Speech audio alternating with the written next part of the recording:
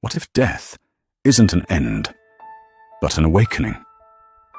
According to Edgar Cayce, the moment your physical body stops functioning is not the beginning of nothingness, but the beginning of remembering. The soul, no longer confined by matter, begins a magnificent journey that few living people ever truly grasp. In those first few moments after death, there isn't darkness, there is clarity, not silence, but an unfolding of awareness. Many who have crossed and come back describe a sudden lightness, like shedding a weight they never knew they carried. There's no pain, no fear, only a profound shift. You are no longer looking through eyes. You are consciousness itself. But even with this newfound freedom, the transition isn't instant. The soul finds itself in a threshold space, what Cayce referred to as an intermediate dimension. You are not fully detached from Earth, yet not fully integrated into the spiritual realms either. It's a state of floating between two realities.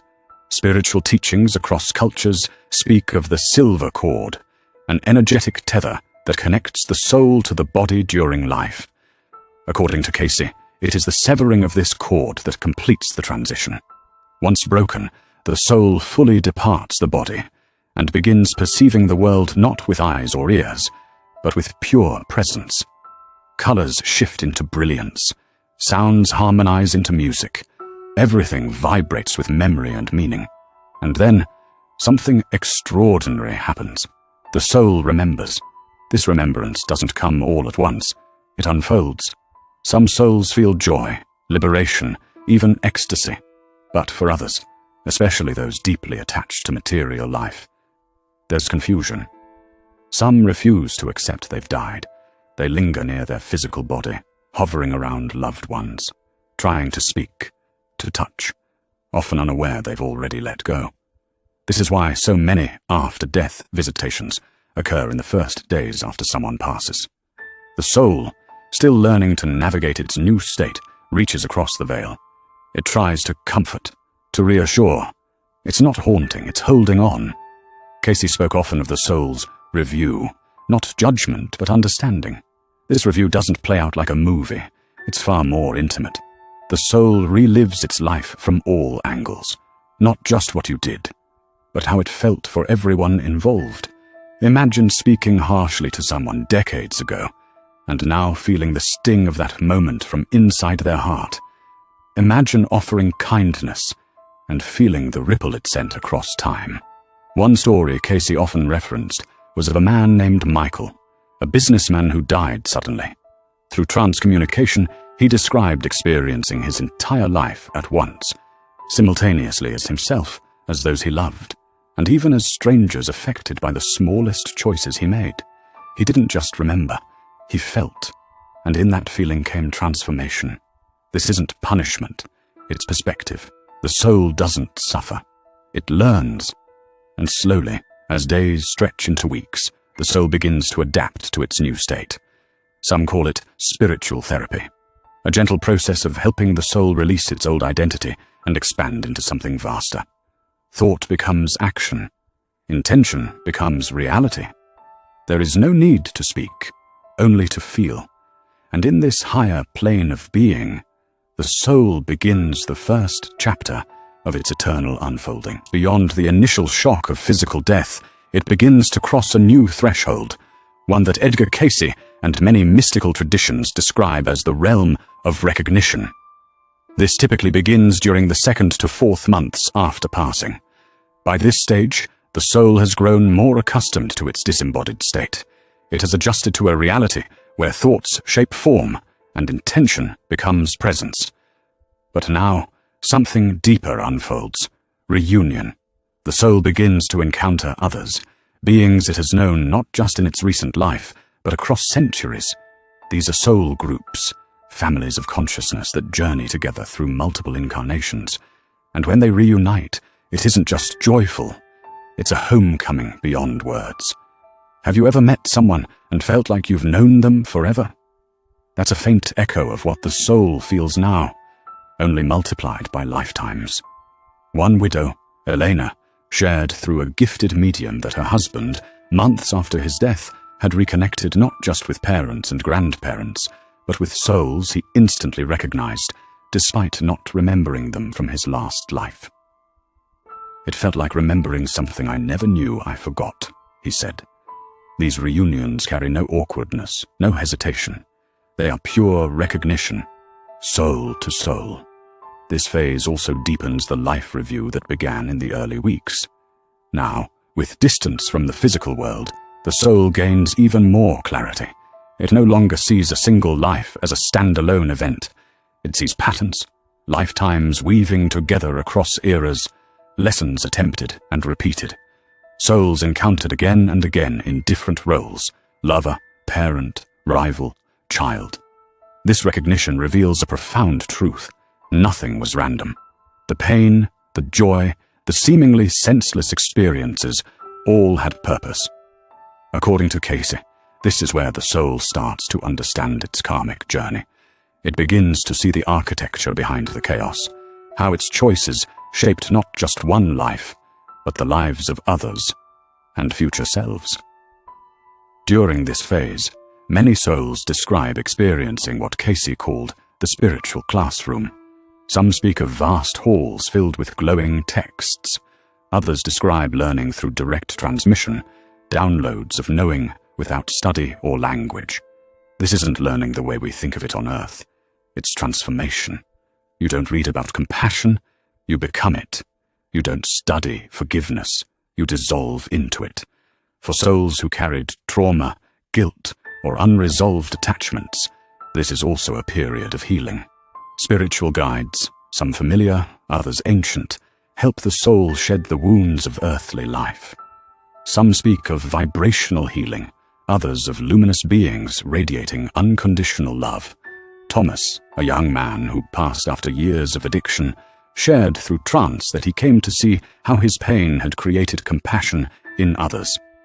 He saw how his struggles had rippled through his family, not as a curse, but as a teacher. His mistakes became seeds of insight, and his darkness gave others permission to heal their own. This phase is not just a classroom, it's a sanctuary, a soul hospital, a reunion space, a library of infinite memory, and above all, it is the beginning of the soul understanding a new definition of identity, not as a body, a job, a name, but as a thread in a vast, shimmering tapestry of existence. As the soul enters the 5th through 8th months after physical transition, it steps into one of the most profound phases of its post-death journey: integration. This is the time when everything it has remembered, reviewed, and re-experienced begins to fuse. But not as memories, as essence. Cayce often described this as a vibrational shift, where knowledge doesn't sit in the mind, but becomes part of the soul's very frequency. Compassion is no longer an idea, it's a state of being. Forgiveness is no longer something to offer, it's what the soul becomes. Have you ever felt that some truths can't be taught, only absorbed? That's exactly what happens here. This isn't learning, this is becoming. In this phase, many souls begin to perceive what mystics call the soul blueprint, a higher design that stretches across lifetimes. They begin to understand why they chose certain families, certain bodies, even certain struggles. Sarah, whose consciousness was accessed in trance 6 months after her death, described seeing her entire childhood trauma, parents who never met her needs, love she never received, as spiritually engineered. Not to hurt her, but to help her grow inner strength, and later to develop profound compassion for others walking the same path. What once felt like betrayal now felt like initiation. This is where the soul sees itself, not as a victim of life, but as a conscious co-creator of its journey. Cayce spoke of this as the soul's preparation for cosmic service. It discovers it doesn't need a body to contribute. It can offer healing from beyond. It can guide others who are transitioning. It can whisper through dreams, intuition, or synchronicity. Some souls choose to support loved ones still in the physical world. Others help newly transitioned souls adapt. Still others begin preparing for their next incarnation, or rise into higher vibrational realms where new forms of service await. This is also the stage when many souls begin to remember their soul specialities, gifts developed over lifetimes. Some excel in healing, others in teaching. Some carry deep wisdom, others embody courage, creativity, or grace. These gifts now come into full bloom, not to serve ego, but to contribute to the evolution of consciousness.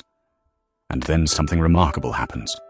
Freed from the body, the soul begins to explore alternate timelines, possible versions of lives it could have lived. It sees how each choice branched reality in new directions. It experiences the depth of free will as a divine engine of creation. Have you ever wondered how your life would have changed if you made one different choice? Now imagine seeing every version, all at once. This is the cosmic perspective, not just awareness of your path, but how it connects to all other paths. One soul, speaking through advanced meditation, described this as seeing through my eyes and God's eyes simultaneously. And with this awareness comes a deep compassion. The soul understands how every action, even every thought, is part of the great web of becoming. For souls who carried limiting beliefs or unhealed patterns, this phase also involves purification. Not punishment, restoration. Not judgment, release. It's a soul-level therapy guided by advanced beings who radiate unconditional love. By the end of this phase, the soul stands not confused by its past, but clarified by it. It has remembered who it was. It has reconnected with what it is. And now it begins to glimpse what it is becoming. As the 12th month approaches, the soul arrives at a sacred turning point. Cayce referred to this final chapter as the period of decision, a phase where the soul, now luminous with understanding, must choose its next expression. But this decision isn't rushed, and it's never made alone. Spiritual traditions speak of councils of light, assemblies of wise, evolved beings who support the soul's review. They don't command, they don't impose, they illuminate. The soul, in communion with these councils, reflects on its growth, karma, and gifts. It sees its choices not as isolated moments, but as threads woven into a larger cosmic design. What if your entire life was part of a promise your soul made before it began? In this space, the soul remembers that promise. Some souls choose to return, to incarnate again with fresh purpose. They carefully select families, cultures, even specific challenges that will catalyze their next lessons. Far from random, this planning is collaborative, involving future parents, soul companions, and spiritual guides. Others remain in higher realms, continuing their service. They become healers, mentors, builders of harmony in places beyond human comprehension. This is also the time when souls release attachment to their most recent earthly identity. Not to forget, but to free.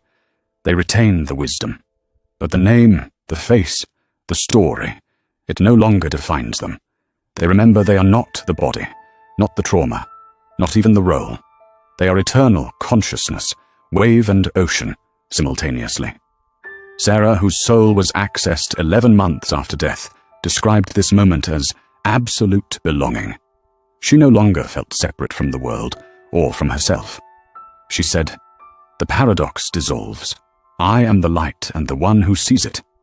This final phase is not an ending. It is a homecoming into truth. From the confusion of physical death to the clarity of divine alignment, the soul has completed one full cycle of transformation. It has remembered. It has healed. It has chosen. And now it steps forward into whatever is next. For some, that next step is rebirth, a return to earth not as punishment, but as participation, to serve, to evolve, to love more deeply. For others, the next step is ascension into dimensions where new forms of creativity and connection await. But for all souls, one truth holds: love never ends, and consciousness never dies. Even after the body falls away, even after memory fades from earth, the bond between souls endures. Your soul and the souls you love remain connected across time, beyond death, through every transformation. Have you ever felt a presence near you, just when you needed it most? That was no coincidence. That was connection. In contemplating this sacred journey of the soul, we don't just glimpse the afterlife. We remember something deeper, that we too are eternal, that this life is part of something vast and beautiful, that every struggle, every act of love, every choice we make ripples forever. As Cayce often said, we are spiritual beings having a human experience, not by accident, not for suffering, but to awaken, to evolve, to return again and again, until we remember that we were never separate to begin with.